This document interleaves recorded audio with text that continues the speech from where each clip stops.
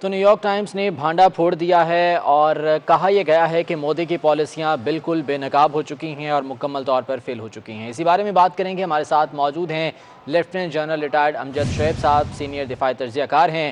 General صاحب بہت شکریہ آپ کے وقت کا۔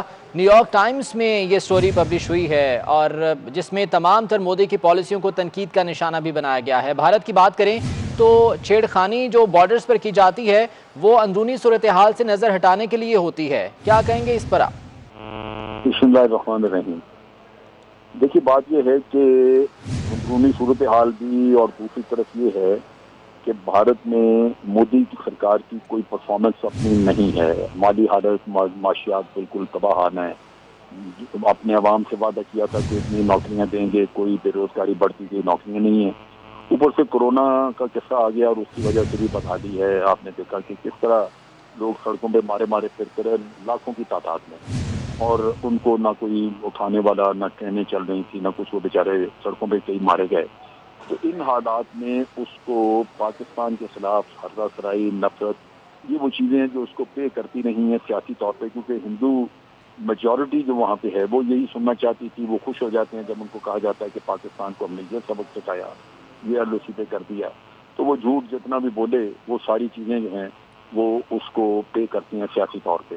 لہٰذا یہ پالیسی، لیکن ان کا اس کے نتائج اس نے کبھی نہیں غور کیا کہ نتائج اس کے کیا ہے۔ اسی طرح اس نے کشمیر میں جو پالیسی اختیار کی، ایک یک طرفہ خود بخود یونائیڈ نیشن کی قراردادیں ایک طرف، اور یہ اپنا راستہ چل نکلے، 370 کو ختم کیا، اس کے بعد یونین ٹیریٹریز بنانی شروع کر دیں۔ چائنا نے احتجاج کیا کہ جناب لداخ نے ہماری سوورنٹی وائلیٹ کرنے ہیں، انہوں نے ایک بات نہیں سنی۔ نتیجہ یہ کہ آج چائنا کے ساتھ بھی کنفرنٹیشن ہو گئی، اور in any case United nation کا جو آپ نے حال کیا وہ آج آپ کو ہی کاٹنے کو دوڑ رہا ہے۔ اب چائنا کے خلاف شکایت لے کے کہاں جائیں؟ طاقت کا استعمال کریں تو چائنا سے مار پڑے گی، اگر یونائیڈ نیشن میں جائیں تب یونائیڈ نیشن پوچھے گی کہ جناب یہ آپ نے یک طرفہ قدم کیوں اٹھایا تھا، آپ نے کیوں یونین ٹیریٹریز بنائی، کیا آپ کو پتہ نہیں تھا کہ یہ متنازع علاقے ہیں؟ اسی طرح جو ان کی شہریت کے معاملے میں پالیسیز آپ دیکھ لیں، جو کشمیر میں شہریت بدل رہے ہیں اور باہر سے لا کے لوگوں کا بات کرنا چاہتے، وہ غیر قانونی ہے، وہ آپ متنازع علاقے میں کر ہی نہیں سکتے، یونائیڈ نیشن کا چارٹر کہتا ہے، لہٰذا یہ غلط پالیسی۔ دوسری طرف جو انڈیا میں شہریت کا رجسٹر کھول دیا، وہ اس سے مسلمان جو ہیں وہ ان کو نظر آ رہا ہے کہ ان کی شہریت ماری جائے گی۔ آپ نے اپنے ہی ملک میں 21 کروڑ مسلمانوں کو ایک ان کے اندر نفرت بھرتی مودی کے لیے، یہ آپ کل کہہ لیجیے کہ کل کو وہ دشمن ہو جائیں بھارت کے، اور ہو سکتا ہے کہ ان کو یہ سبق ان کو بھی آج آ جائے جو ہمیں 1947 میں ملا تھا کہ پاکستان بنانا ناگزیر ہے اس وجہ سے کہ آپ ہندو مینٹلٹی کے ساتھ رہ نہیں سکتے، تو کل وہ بھی اپنے لیے وطن مانگے، ان کو مانگنا چاہیے۔ تو کیا ملا؟ یہ نفرتوں کی پالیسی، یہ بین الاقوامی قوانین کو بالکل ان کو پس پش ڈال دینا، اور منمانیاں کرنا دنیا میں کہ آپ نے چھوٹے ہمسایہ ملک تو ٹھیک ہے ان کو آپ نے دبا دیا، نیپال ہے بیچارہ وہ بھگت رہا ہے، بنگلہ دیش کی زمین آپ کھا گیا ان کے ساتھ سیٹلمنٹ میں، جی، بھوٹان کو آپ نے دبایا ہوا ہے، سکم کو آپ قبضہ کر کے 1975 میں ان کو چھوٹی ریاست تھی بیچاری، بادشاہت ختم کر کے آپ نے ان کو قبضہ کر لیا۔ پاکستان کے ساتھ آپ پھنسے پڑے ہیں، برما کے ساتھ آپ کا جھگڑا، پاکستان کے ساتھ آپ پھنسے پڑے ہیں اس پہ کشمیر کے ایشو پہ، اور باؤنڈریز اور مسائل حل نہیں ہو رہے، چائنا کے ساتھ بھی آپ سینگ پھنسا کے بیٹھے ہیں۔ تو یقیناً ملا کیا؟ امجد شعیب صاحب، جب ہر آپ طرف جو ہے وہ بھارت سینگ پھنسائے بیٹھا ہے۔ میں قطع کلامی کے لیے معذرت چاہوں گا۔ جو کرونا وائرس ہے یہ پوری دنیا کا مسئلہ ہے، لیکن اگر ہم بھارت کی بات کریں تو یہاں پر انتہا پسندانہ رویہ کہیے، متعصبانہ رویہ کہیے، کہ نچلی ذات کے ہندوؤں اور خصوصاً مسلمانوں پر اس کا الزامات کیا جاتا ہے کہ وہ اس کے پھیلاؤ کا سبب بن رہے ہیں، یہاں تک کہ مسلمانوں کی بستیاں وہاں پر پوری کی پوری نظر آتش کر دی گئی ہیں۔ تو یہاں پر دو قومی نظریہ ایک بار پھر سے زندہ نہیں ہوتا امجد شعیب صاحب؟ دیکھیں، دو قومی نظریہ تو کبھی اس کو آپ زندہ تو تب ہم کہیں اگر وہ کبھی مردہ ہوا تھا۔ دو قومی نظریہ 1947 کے بعد سے ایک حقیقت ہے۔ بہت سارے لوگوں نے کہا کہ جناب بنگلہ دیش جو ہے وہ علیحدہ بن گیا، وہ مشرقی پاکستان، اگر دو قومی نظریہ تھا تو وہ پاکستان رہتا نہیں، پاکستان نہیں کیا تو کوئی بات نہیں، وہ بھارت کا حصہ تو نہیں بنا۔ اور اسی طرح بے شمار اسلامی ملک ہیں، ان کی طرح بنگلہ دیش بھی اسلامی ملک ہے، لیکن اب ہر ملک نے اپنے اسلامی تشخص جو ہے وہ برقرار رکھا ہوا ہے۔ لہذا دو قومی نظریے کو ٹھیس پہنچانے کی کوشش کی جاتی رہی، لیکن وہ قائم ہے۔ اب ہوا یہ ہے کہ दो कौमी नजरिया जो भारत में मुसलमान आबादी थी, जिन्होंने उस वक्त उसकी अहमियत नहीं समझी, जिन्होंने उस वक्त उसको एक हकीकत नहीं जाना, आज वो इसका इतराफ कर रहे हैं। आज उनको अंदाजा हुआ, ये रियलाइजेशन दोबारा उस आबादी में गई है जो उस वक्त हमारा साथ देने की बजाय, हमारे साथ यहाँ पाकिस्तान का हिस्सा बनने की बजाय उन्होंने वहां रहना पसंद किया, क्योंकि वो उनकी सोच उस वक्त नेशनलिस्टिक थी, एक हिंदुस्तान के बारे में सोच थी।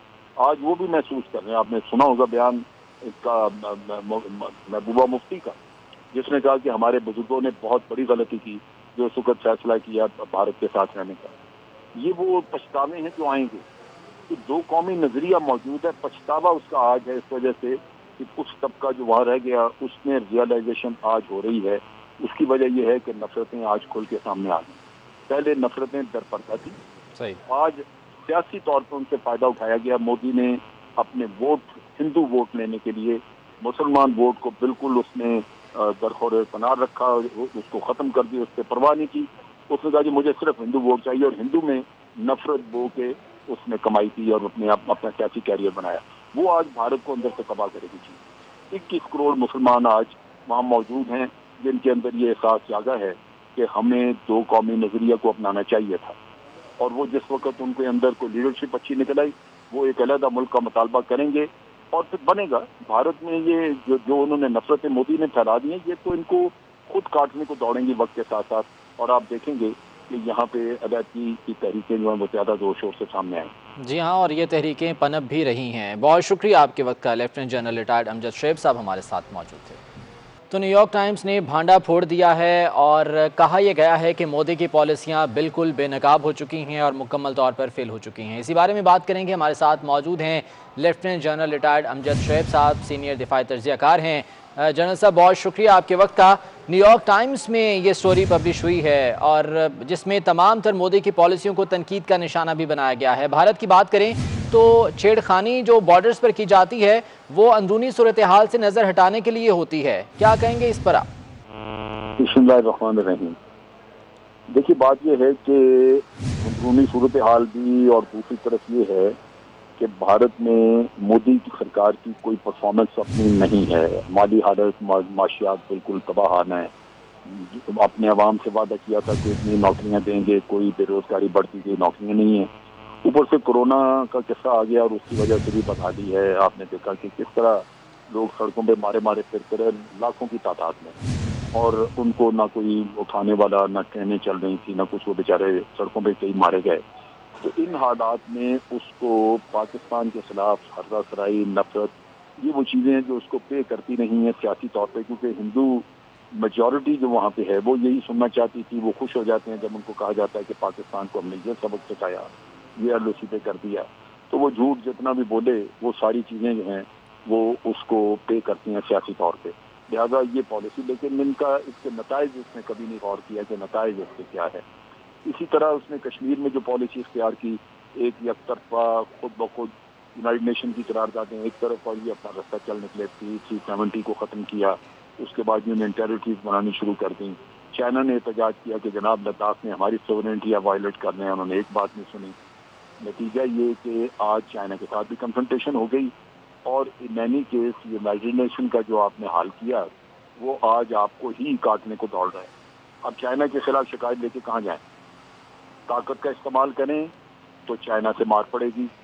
अगर यूनाइटेड नेशन में जाएं तब यूनाइटेड नेशन पूछेगी कि जनाब ये आपने एक तरफा कदम क्यों उठाया था, आपने क्यों यूनियन टेरिटरीज बनाई, क्या आपको पता नहीं था कि ये मुतनाज़ा इलाके हैं? इसी तरह जो उनकी शहरियत के मामले में पॉलिसीज आप देख लें, जो कश्मीर में शहरियत बदल रहे हैं और बाहर से ला के लोगों का बात करना चाहिए, वो गैर कानूनी है। वो आप मुतनाज़ा इलाके में कर ही नहीं सकते, यूनाइटेड नेशन का चार्टर कहता है, लिहाजा ये गलत पॉलिसी। दूसरी तरफ जो इंडिया में शहरियत का रजिस्टर खोल दिया, वो उससे मुसलमान जो हैं वो उनको नज़र आ रहा है कि उनकी शहरियत मारी जाएगी। आपने अपने ही मुल्क में 21 करोड़ मुसलमानों को एक उनके अंदर नफरत भरती मोदी के लिए, ये आप कल कह लीजिए कि कल को वो दुश्मन हो जाए भारत के। और हो सकता है कि उनको ये सबक उनको भी आज आ जाए जो हमें 1947 में मिला था कि पाकिस्तान बनाना नागुज़ीर है इस वजह से कि आप हिंदू मेंटालिटी के साथ रह नहीं सकते। तो कल वो भी अपने लिए वतन मांगे, उनको मांगना चाहिए। तो क्या मिला? ये नफरतों की पॉलिसी ये आप बैन अल-अक़वामी क़वानीन को बिल्कुल उनको पस-ए-पुश डाल देना और मनमानियाँ करना दुनिया में कि आपने छोटे हमसाया मुल्क तो ठीक है, उनको आपने दबा दिया। नेपाल है बेचारा, वो भुगत रहा है। बांग्लादेश की ज़मीन आप खा गए उनके साथ सेटलमेंट में। जी। भूटान को आपने दबाया हुआ है। सिक्किम को आप कब्जा करके 1975 में उनको छोटी रियासत थी बेचारी, बादशाह खत्म करके आपने उनको कब्जा कर लिया। पाकिस्तान के साथ आप फंसे पड़े हैं। बर्मा के साथ आपका झगड़ा, पाकिस्तान के साथ आप फंसे पड़े हैं इस पे, कश्मीर के इशू पे, और बाउंड्रीज और मसाइल हल नहीं हो रहे। चाइना के साथ भी आप सींग फंसा के बैठे हैं। यकीनन अमजद शोएब साहब, हर तरफ जो है वो भारत सींग फंसाए बैठा है। मैं कतई कलामी के लिए माजरत चाहूँगा। जो कोरोना वायरस है ये पूरी दुनिया का मसला है, लेकिन अगर हम भारत की बात करें तो यहाँ पर इंतहा पसंदाना रवैया कहिए, मुतासिबाना रवैया कहिए, कि निचली ज़ात के हिंदुओं और खुसूसन मुसलमानों पर इसका इल्ज़ाम किया जाता है कि वो इसके फैलाव का सबब बन रहे हैं। यहाँ तक कि मुसलमानों की बस्तियाँ वहाँ पर पूरी की पूरी नजर आतिश कर दी गई हैं। तो यहाँ पर दो कौमी नज़रिया एक बार फिर से जिंदा नहीं होता अमजद शोएब साहब? देखिए, दो कौमी नजरिया तो कभी उसको आप जिंदा तो तब हम कहें अगर वो कभी मुर्दा हुआ था। दो कौमी नजरिया 1947 के बाद से एक हकीकत है। बहुत सारे लोगों ने कहा कि जनाब बांग्लादेश जो है वो रहता बन गया, वो मशरकी पाकिस्तान, अगर दो कौमी नजरिया था तो वो पाकिस्तान रहता। नहीं, पाकिस्तान नहीं क्या तो कोई बात नहीं, वो भारत का हिस्सा तो नहीं बना।